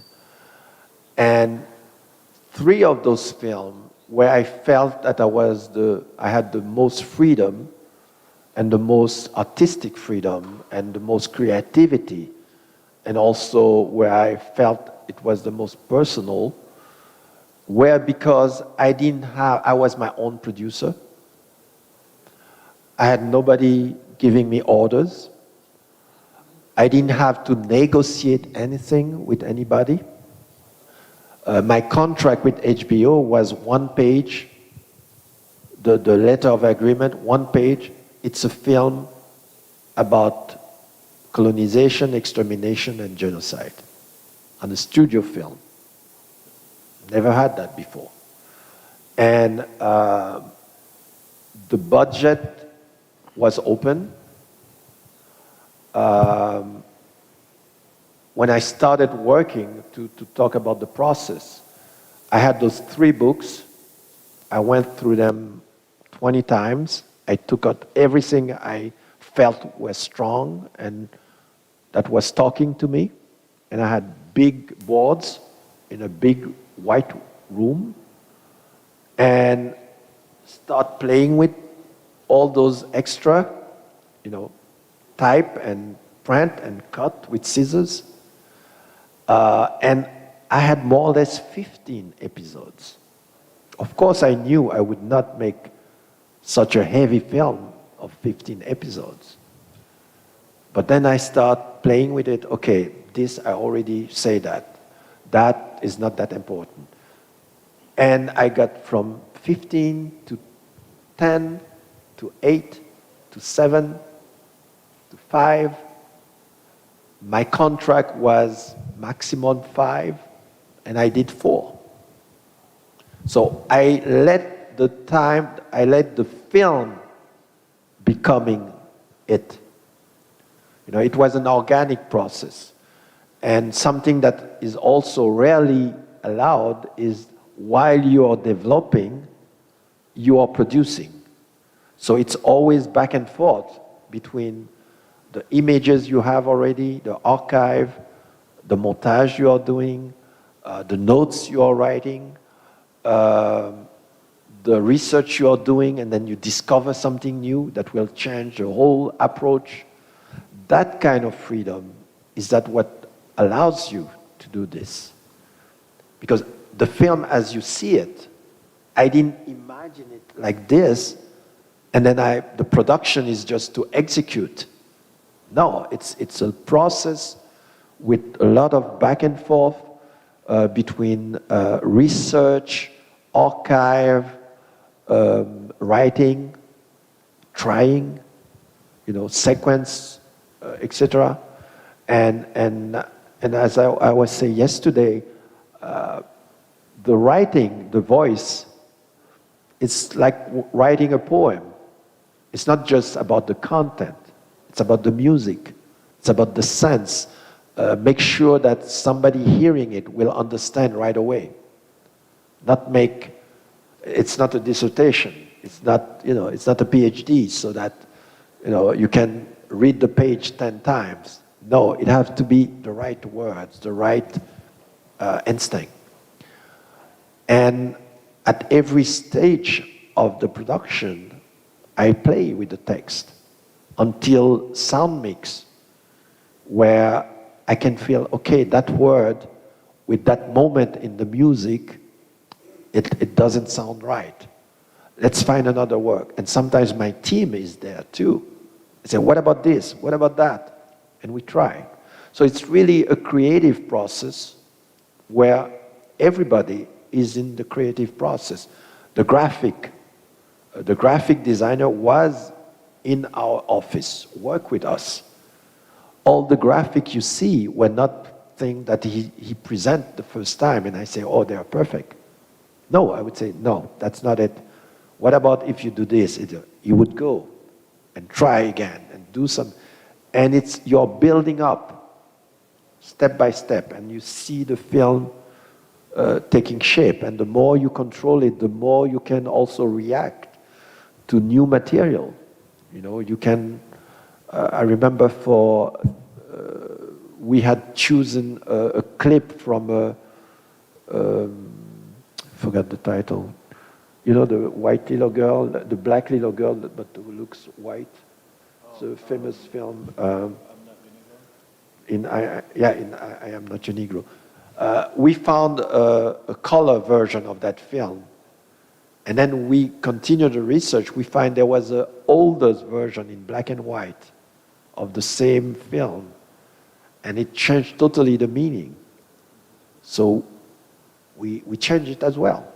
So it's really a process, and as a recommendation, if you're a filmmaker, is really don't look at the mountain. Start with what you have. Start with your anger, with your whatever is moving you on a particular subject, and let everything else come, and then you would find your way. But you have to be creative all the time. Never just execute something that you thought. And then you say, okay, now I have it, I'm going to do it. No, it's a process. And all those 3 films, that's how they got made. There was nobody behind me saying, you have to be finished in 6 months. Or I Am Not Your Negro. Basically, it took me 10 years, but because it took many forms. But when I knew that it was going to be that, it still took me 5 years. Because I had to find the money, sometimes stop, work on it, find new money, etc. So it gave me time to think, time to be precise, to find better material.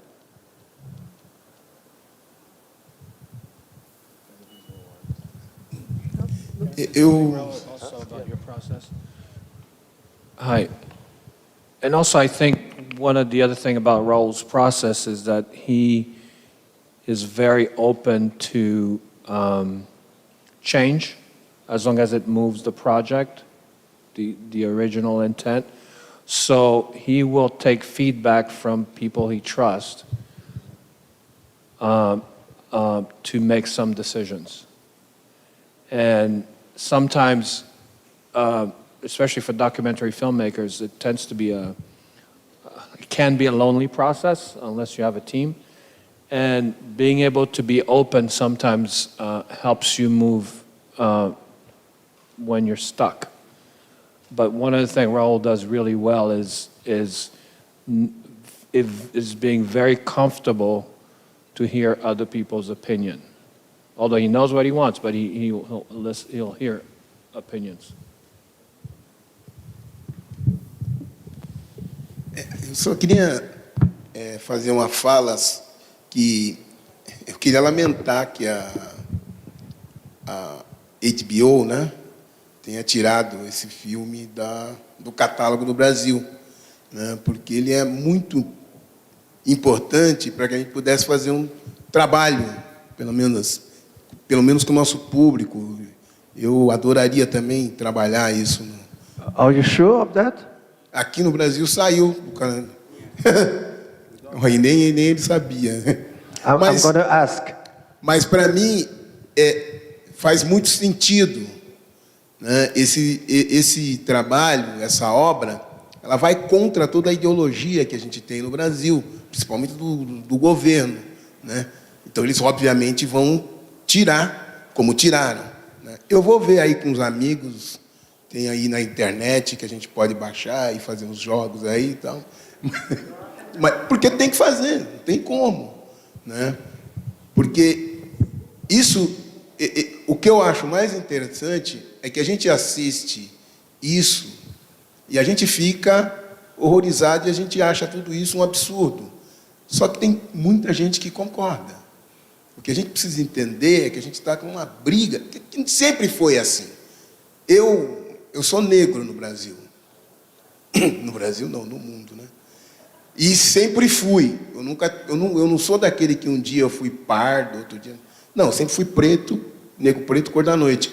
Então eu sempre soube, porque eu tive uma mãe também, que me dizia que as pessoas não gostavam de mim no Brasil.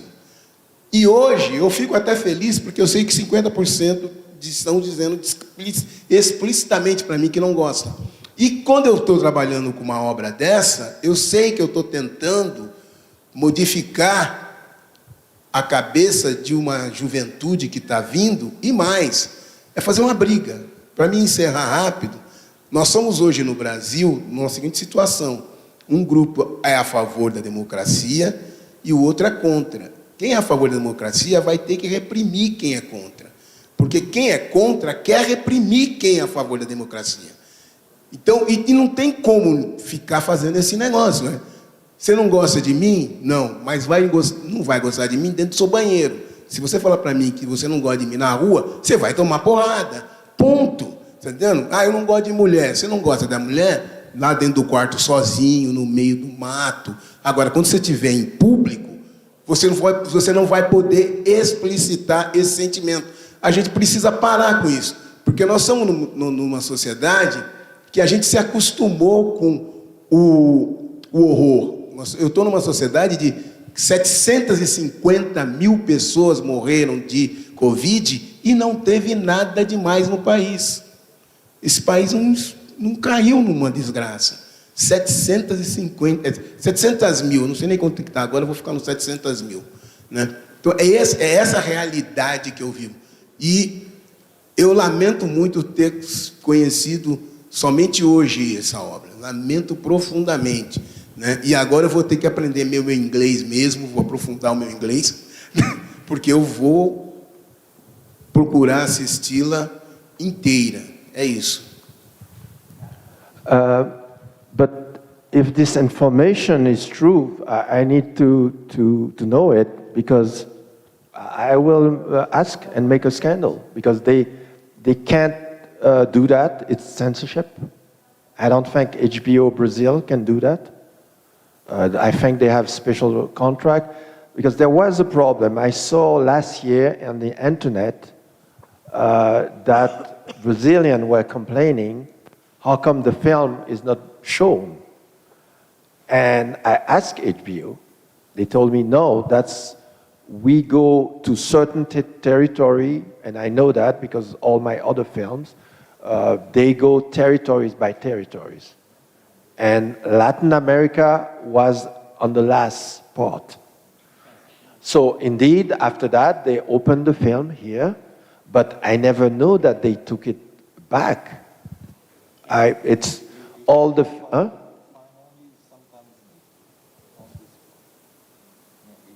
I'm going to ask, where can I have proof of this?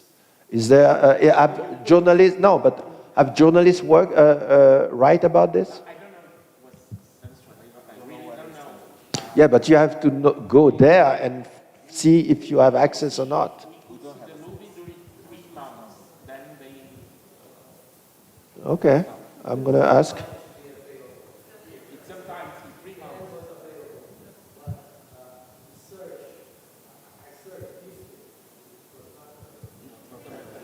But is it the case for most of the films or specifically this film? No, Exterminate. So normally other films that is shown in Brazil are shown longer than 3 months? Yeah. Okay, I will ask. The next question.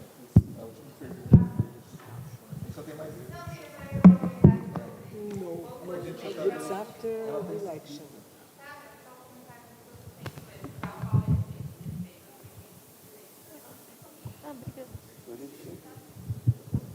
Alô? Oi, Peck. Oi, Herbert. Os dois têm o mesmo sobrenome, então, Raou Peck, Raou Peck. Eu sou a Mira. Eu quero agradecer muito vocês terem vindo aqui para o Brasil, agradecer à Unicamp por terem convidado vocês. Quero agradecer aqui o professor Gilberto, porque foi ele que mostrou o documentário para mim. Eu sou aluna do Gilberto e eu tenho muita vontade, realmente, de trabalhar com documentário. Eu sou descendente de árabe e eu também sinto que, na mídia atual, a gente tem uma história única que prevalece sobre o povo árabe, que nem sempre é o ponto mais adequado a respeito desse povo. Então, pensando também na nossa escritora Chimamanda, que fala dos perigos da história única, eu acho que na nossa grande mídia, no cinema, por enquanto, a gente tem prevalece realmente uma história apenas. E aí, Peck, o que eu acho incrível é que você conseguiu se inserir nesse mercado, você está inserido nesse circuito mercadológico. Então, eu faço uma pergunta e também um conselho de uma estudante que sonha também em um dia conseguir produzir e mostrar isso para o mundo. Então, a minha pergunta para você, Peck, é o seguinte: o mercado, de alguma maneira, influenciou as suas produções? Depois que você entrou no mercado, alterou a forma como você produz?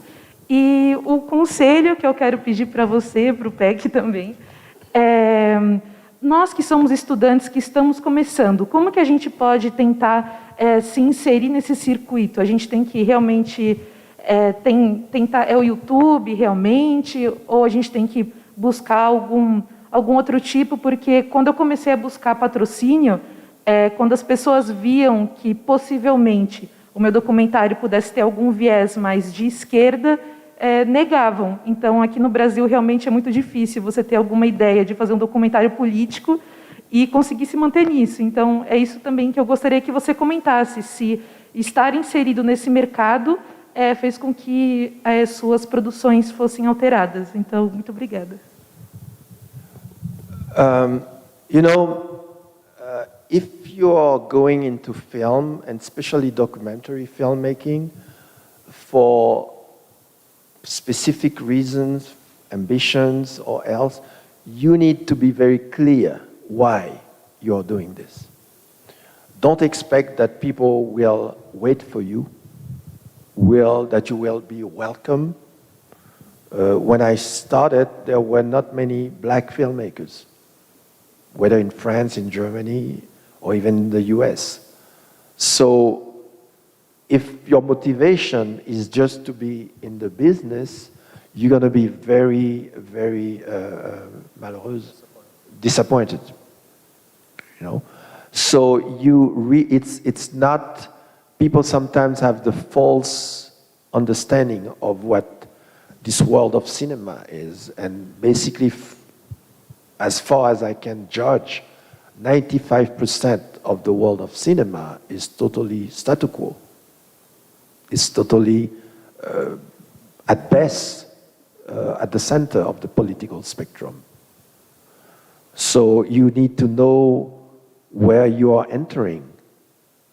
And I know that I stole every single one of my films. There was not a place for me. I created it, and my film survived.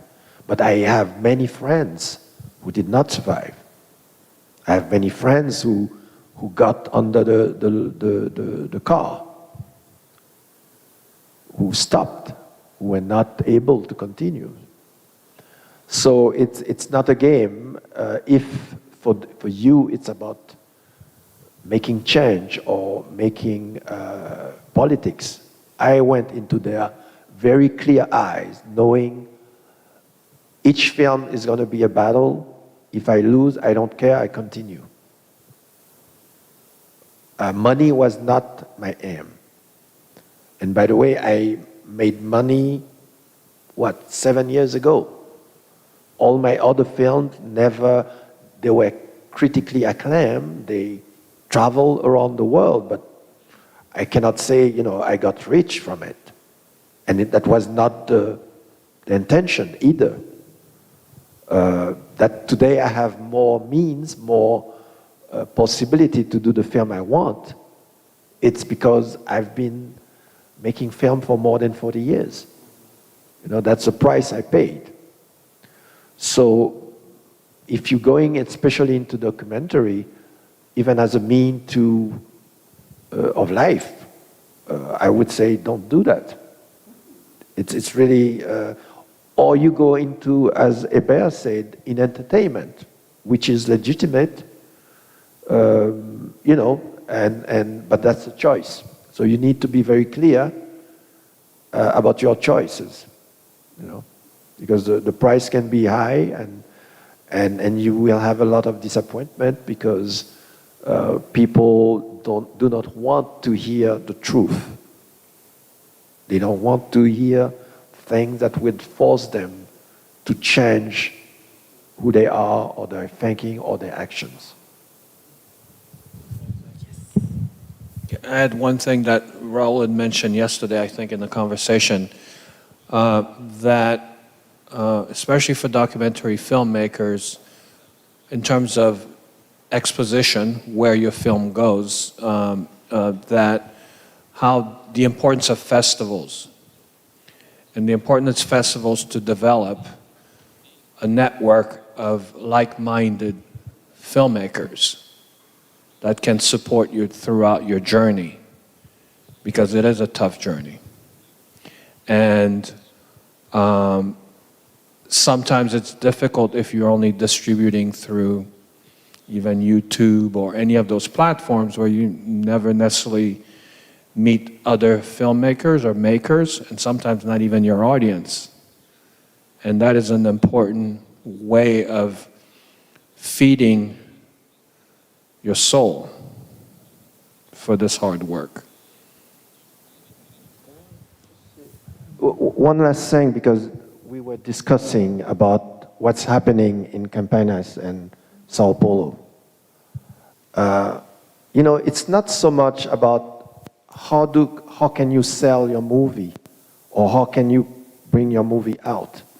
I think it's important around you.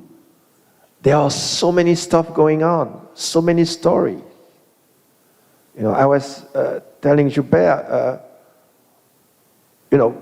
exactly because of the racism here, or even the part of racism that people don't see. What if you go and interview the most powerful people here?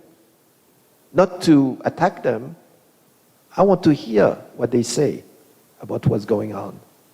And go all the way in different sectors. Places where people never had a mic to tell their stories or tell who they are. You know, we have been talking all night about what's going on not only in this country, in the world. Those are stories. You know, so your purpose is just go and get them. You will see later what you do with them, and you don't need a lot of money to do that. With all the technology, if you have a telephone, you can do incredible interviews. So that it's about the substance, it's about the content. You know, it's not about selling, it's not about creating a product, it's not about becoming famous. If you believe in something, fight for it and go. And there, you know, a lot of people would envy your situation here as a filmmaker, because you have an incredible political situation, you have an incredible human situation, injustice, bulliness, lack of democracy on certain level, richness of a population, money is there. You can't say it's a poor country. There is lots of poverty, but it's not a poor country. And you have an audience. You know, this is a continent. You know, on an island like Haiti, filmmakers don't have, if they make a film that costs, I don't know, $100,000, to make the money back. You know, imagine 1% of the population would go and see the film, that would be great. But they don't. But here, 0.1% is a lot of people. You know, so if you take the risk to do something that is incredible, people will come and watch it. Even if you have to show it in a church, you'll have word of mouth. Oh, did you see what she did? So it's about your creativity first. It's about what you do and what you have the guts to do. Go places where nobody expects you to be. Ask questions that nobody expects you to ask. Go where the power is. Why are we afraid to go talk to them? Because they are the power structure. They are the one pushing everybody down. And you never see them on TV. You don't know their names most of the time. Find out who they are. Observe them. Go talk to them. That's how you make politics too.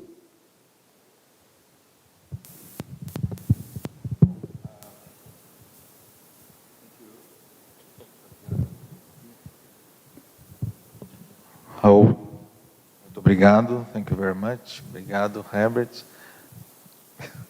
Obrigado a todo mundo que está aqui. Eu tenho dois comunicados. Tem um cafezinho ali, que deve estar ainda bom, né, Cris? Tem alguma coisa ali. Mas hoje à noite, a partir das 19, nós temos um coquetel no CPV, na casa do professor visitante, para celebrar a vinda do Raul e do Herbert, e todo mundo aqui está convidado. É um coquetel a partir das 19 horas lá no hotel Casa do Professor Visitante. Então é isso, muito obrigado. E esperamos que vocês venham, façam boca a boca. Sexta-feira, I'm Not Your Negro, eu não sou seu negro, às 2 horas aqui, depois um debate com Raoul Peck. Obrigado.